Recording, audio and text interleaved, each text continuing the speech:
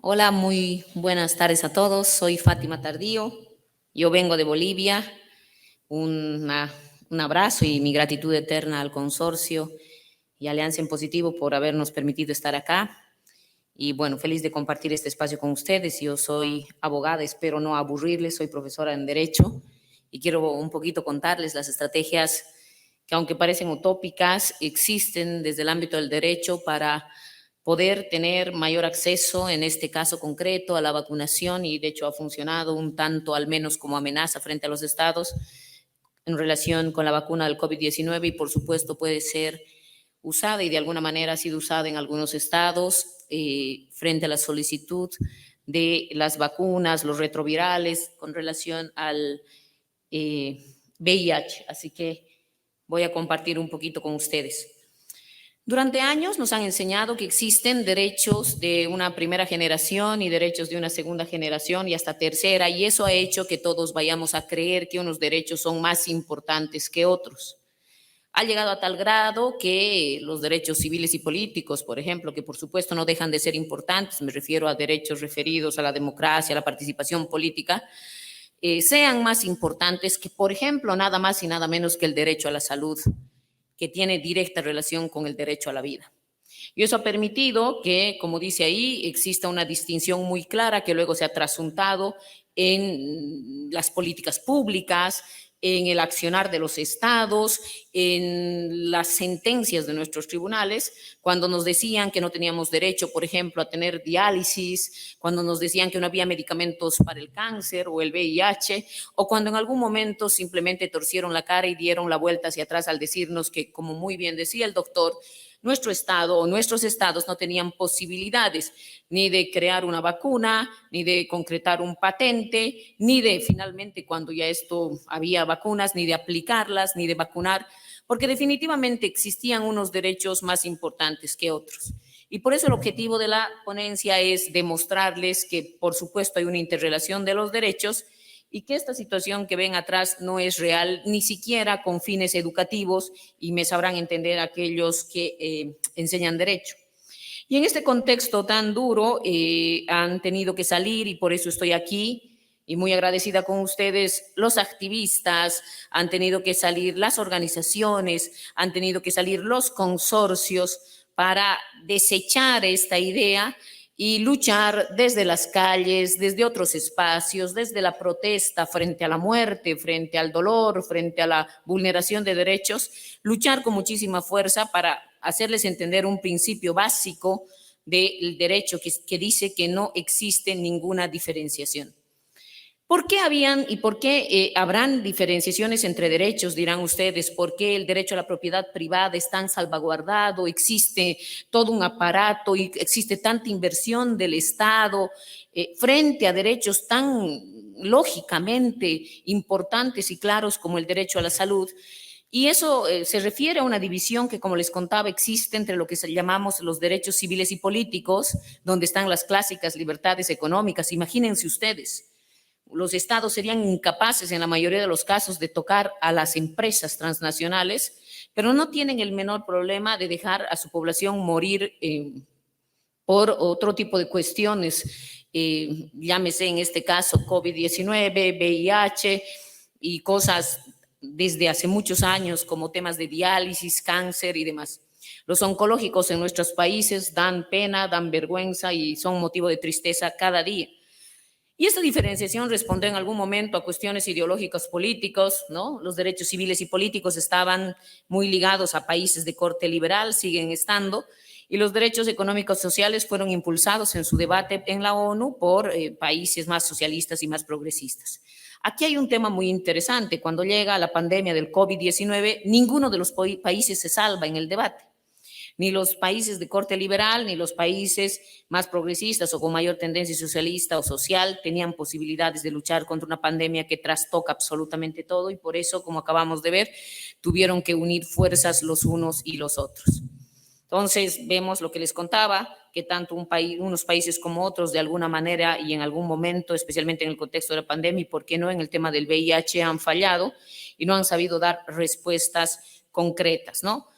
Son, por lo tanto, paradigmas un tanto más conservadores, reitero, que le dan más importancia a la propiedad privada, a la libertad de empresa, a otros derechos muy ligados con lo político, versus a derechos relacionados con la salud, pese a esta racionalidad intrínseca que existe de que la salud va directamente relacionada con la vida, ¿no? Esta interpretación, y aquí ustedes ven los dos pactos, es importante que ustedes lo sepan. Yo al finalizar, si gustan, les doy una herramienta que es muy útil para ver el tema de derechos y toda la normativa que regula uno u otro derecho.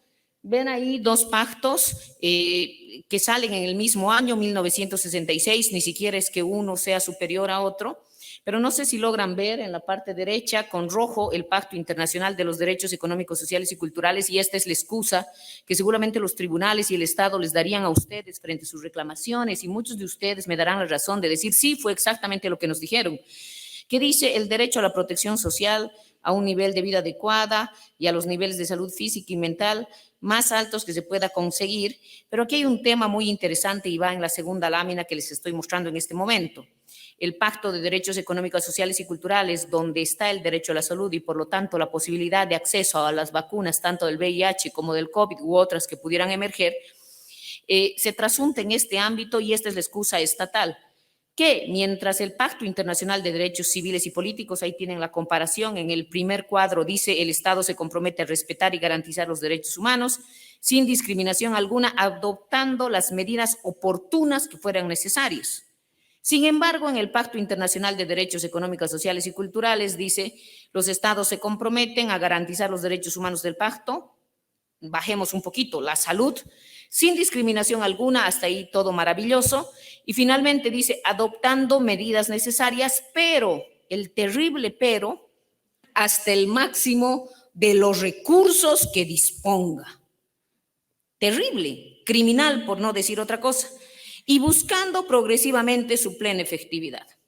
Y es aquí donde todos nuestros estados, especialmente para el caso de Centro y Sudamérica, nos dicen, un ratito, señores, este pacto me obliga hasta el máximo de los recursos que disponga. ¿Y qué nos han dicho durante la pandemia? No tenemos recursos. Al grado que tenemos que, primero, no podemos nosotros crear, inventar, tener la inversión para hacer una vacuna, salvo Cuba, que tuvo algún apoyo de Rusia. Dos, no tenemos inversión para comprar y empezaron a hacer componendas políticas de un lado, de otro, de un bloque para conseguir esto. Y finalmente nos dicen, bueno, esto es progresivo. Ha llegado, y perdonen por las cifras, no quiero ser exacta, pero han llegado un lote de 10,000 y recordarán aquí todo el debate de cómo solo la clase política se vacunaba, cómo solo ciertos sectores, cómo llegaba y bueno, las filas enormes en nuestros países, bueno. Imagínense estos términos, hasta el máximo de los recursos. Entonces, nuestros estados nos dicen, bueno, aquí todos se tienen que morir de diálisis porque la salud pública, los hospitales públicos no tienen posibilidades. Para el caso nuestro, en Bolivia, me animaría a decir en mi ciudad que hay 5 tomógrafos públicos, de los cuales 4 no funcionan. Y no funcionan 1 año, 2 años, 3 años, 5 años. Y bueno, Dios te libre de tener una caída en la calle que te mueres. Básicamente es así. Y recuerdo yo perfectamente una de las ciudades más grandes de Bolivia con mayor pujanza, que es Santa Cruz. Todos los días hay marcha, huelga, paro en la puerta del oncológico, especialmente infantil, porque los niños están muriendo. Y no hay posibilidad alguna, pero ni siquiera hay posibilidad alguna de que te hagan una diálisis. Y ni qué hablar de otras situaciones, y por supuesto aquellas personas que viven con VIH saben a lo que me refiero, y todos aquellos que hemos pasado por la pandemia del COVID-19 también sabemos la zozobra que causó la imposibilidad de acceder, aunque las cosas ahora han cambiado. Entonces, eso es importante saber cómo para el lado de los derechos económicos, para el derecho a la salud, había la pregunta, ¿existe verdaderamente una obligación jurídica del Estado? Yo no los quiero cansar con términos jurídicos, pero evidentemente había que unir todas las estrategias posibles y el Estado, en el caso del COVID-19, sabía que esto iba a pasar y bueno, se apuró un poco. Además, realmente, como nos contaban, ver muertos en la calle, la cantidad de gente que moría, la psicosis social que afectaba lo político, porque no fue por otra cosa que los gobiernos aunaron fuerzas y empezaron a trabajar y empezaron a vacunar. Resulta que a diferencia del VIH, el COVID-19 trastocaba el tema político de los estados, los medía, daba legitimidad a un gobierno o a otro, ¿no? Sentaba nuevamente poderíos de carácter político, de ciencia, de tecnología. Estados Unidos no podía quedarse atrás. Y fue por eso que impulsaron, y son una de las razones por las cuales no hacen o no desarrollan el mismo trabajo en el caso o para el caso del VIH. Entonces, esta figura que yo les muestro aquí es justamente lo que nos hacían creer, que para los derechos civiles y políticos, nos dice un ratito, señora, por favor, no hable de la propiedad. Para garantizar la propiedad privada y la empresa, yo como Estado simplemente no tengo que hacer nada, y eso es muy sencillo. Pero si usted me habla de diálisis, de cáncer, de vacunación, de VIH, me está pidiendo que haga muchas cosas, que invierta, que tenga hospitales, y eso es muy difícil. Además, la normativa internacional me dice que hasta el límite de los recursos y de manera progresiva. Pero en los hechos este dibujo no es real, no debería ser así, no debería haber distinción ni condicionante económico entre derechos civiles y políticos, y así han manifestado los diferentes instrumentos internacionales que existen en protección al derecho a la salud, por ejemplo, y han hecho que este primer pacto sea interpretado de manera diferente, que la progresividad sea una obligación, que no existan diferencias y que por el contrario hablemos de la integralidad e interdependencia de los derechos. Y que una cosa lleva sin lugar a dudas a otra y es fundamental. Entonces, ya hablar de diferencias de unos derechos de primera o segunda generación resulta completamente inútil. Los derechos están completamente interrelacionados y esto permite que podamos generar posibilidades de exigibilidad y justiciabilidad a los derechos. Yo, como les decía, simplemente tengo el interés de que podamos ver algunas estrategias que probablemente les puedan servir. Yo sé que ustedes mismos conocen estas estrategias o en algún momento han recibido asesoramiento respecto al tema, pero es importante saber en Sudamérica cómo podemos interpelar al órgano judicial, cómo podemos interpelar al órgano legislativo, al poder legislativo, cómo podemos interpretar o interpelar a la misma administración de justicia, para conseguir que ellos entiendan que en ambos tipos de derechos hay obligaciones de hacer y de no hacer. Que es mentira que nos digan, yo respeto todos los derechos civiles y políticos porque no me toca hacer nada, entonces es muy fácil no intervenir. En cambio, en los derechos de la salud, por ejemplo, tengo que hacer muchas cosas. Lo cierto es que para un caso y otro, el Estado tiene que no hacer y también hacer. Por lo tanto, la excusa no es razonable, la excusa no es real, la excusa no es justificable, porque en ambos casos, ¿no?, debe el Estado intervenir. La pregunta es, ¿por qué sí garantiza la libertad de empresa o a las empresas en nuestros países y no garantiza la salud, ¿no?, de sus poblaciones? Entonces, la pregunta es exactamente eso y sabemos las respuestas que pueden tener. En todos los casos, permítanme compartirles este esquema, en ambos casos, en cualquier tipo de derechos, el Estado debería respetar, es decir, no interferir, no obstaculizar al acceso al goce, no interferir, por ejemplo, si es que las universidades u otros ámbitos estaban investigando sobre este tipo de vacunas, ¿no?, o el derecho a la salud, tratar de no interferir, respetar, es eso. Proteger, impedir que terceros ingieran, no sé, en algún caso también, para el caso de Bolivia, y perdón que les comparta nuestra situación, se veía privados lucrando con estas medicinas, hospitales ocultando las vacunas, nuevamente fue todo un escándalo el hecho de que se prefería a los hijos de algunos políticos y no se respetaba los rangos etarios que habían puesto para la vacunación. Entonces, bueno, el Estado tiene que respetar, proteger, garantizar y, por supuesto, proveer. Y al momento de proveer, yo recuerdo en una clase de maestría, cuando todavía no había avanzado el tema de la vacunación, teníamos un ejercicio de ver qué posibilidades jurídicas teníamos de exigirle al Estado la provisión de vacunas frente a la pandemia del COVID-19.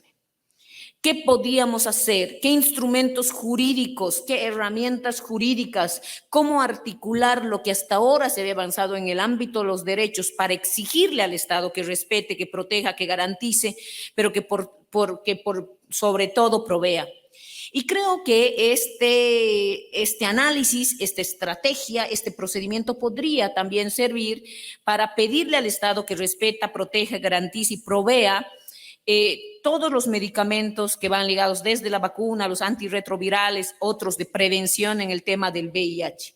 La pregunta nuevamente es, ¿por qué no lo hemos hecho? ¿Por qué desde nuestros países no hay sentencias icónicas, referenciales de grupos que se hayan animado a exigirle al Estado a respetar, proteger, garantizar o proveer en el tema, por ejemplo, de las vacunas o el avance de la vacuna o los antirretrovirales en el caso del VIH? Para el caso del COVID-19, el ejercicio creo quedó en nada. Bueno, sí presentaron como una parte académica, pero no fue necesario porque en realidad la protesta frente a las vacunas y demás se volcó a las calles y salvo ustedes me saquen de la duda y sería muy bueno saber esa experiencia, si existe alguno de sus países, alguna tutela, algún amparo constitucional, alguna acción popular, alguna acción de cumplimiento que haya sido presentada frente a los tribunales exigiendo la obligación del Estado para proveer las vacunas referidas al COVID-19. Si alguno tiene esa experiencia, realmente me parece muy útil trabajar en otras mesas, conocer esa experiencia, porque me gustaría, me encantaría saber qué han dicho esos tribunales. ¿Qué ha dicho el Estado cuando se le ha dicho usted, señor, tiene la obligación de vacunar a su población? Eso verdaderamente me interesaría. Y yo aquí voy a tratar de culminar algunos puntos interesantes. Y hemos quedado claros que el Estado tiene muchas obligaciones de no hacer y no interferir, pero yo me quiero detener en las obligaciones positivas que tiene. Y realmente no solo pasa por liberar las patentes, que ya sería un logro. Yo no puedo imaginarme a la Pfizer, ¿no? La creadora de gran parte de los medicamentos que han revolucionado el siglo XX y el siglo XXI, como el Viagra, por ejemplo, liberar sus patentes, sí, ¿no? Es verdad, pero liberar sus patentes en estos temas, no voy a decir más o menos importantes, no sé, pero liberar sus patentes, pero supongamos que lo haría. ¿Cuántos de nuestros países han desarrollado una política pública que garantice la participación de la sociedad civil en estos temas? He escuchado las conferencias e intervenciones de la mañana y gran parte de las quejas van dirigidas a eso. ¿Cuántos de ustedes, sus agrupaciones, sus asociaciones han sido escuchadas para desarrollar políticas públicas en el tema del sistema controlado de consumo de cierto tipo de drogas, en cuanto a las políticas públicas de salud, en cuanto a la prevención? Entonces, es fundamental desarrollar una política pública de sensibilización. Yo les doy un ejemplo concreto. Algo que parecía imposible ha pasado, y creo que Ronald no sabía de pronto por redes. La anterior semana en la universidad pública en Bolivia, en nuestra universidad, hemos tenido la posibilidad de vacunar sin filas, sin colas, sin nada, absolutamente todos los estudiantes. No solamente vacunarlos con Pfizer, teníamos la vacuna de la influenza y también teníamos la posibilidad de hacer un rastrillaje masivo a través de la aplicación de pruebas PCR, que para el caso boliviano cuestan más o menos $100, lo que significa completamente inaccesibles para la mayor parte de la población. Y cuando estábamos tan emocionados y no podíamos creer, después de haber visto colas, después de haber visto gente desesperada sin poder hacerse una prueba, después de haberles dado a los alumnos el trabajo de pensar, idear herramientas jurídicas para que se nos dé vacunas, ahora teníamos las vacunas en el teatro de nuestra universidad, de nuestra facultad. ¿Y saben cuál fue mi sorpresa? Que tuvimos que ir a rogar a la gente para que se vacune. Verdaderamente yo quería llorar. Y no me refiero solo a los estudiantes, sino a los profesores. Y me daba tanta vergüenza porque yo le dije al Servicio Departamental de Salud que iban a ser miles, somos 4,000 estudiantes, y que por favor tenía que haber 4,000 pruebas y vacunas. Y les quiero decir que el primer día habían 8 personas haciendo fila, el segundo día 5. Y bueno, entonces ahí me di cuenta que el problema era muchísimo más integral de lo que parece. Y bueno, al principio nos ganó la frustración, pero parte de este aprendizaje es lo que hoy les comparto de esta manera. No había una política pública, no había habido sensibilización, pese a que veíamos ver muertos en la calle, escuchábamos las sirenas durante estos 4 meses de encierro. ¿De qué habían servido estos 4 meses de encierro? De ver morir gente querida de manera directa o indirecta, porque mucha gente murió porque no había posibilidad de acceder a un hospital, no había camas en los hospitales debido a las camas llenas por enfermos de COVID, te morías por una fractura, te morías por una hemorragia cerebral, te morías por otra razón, te morías en el parto. Pero no había servido de nada porque yo veía un escenario realmente triste.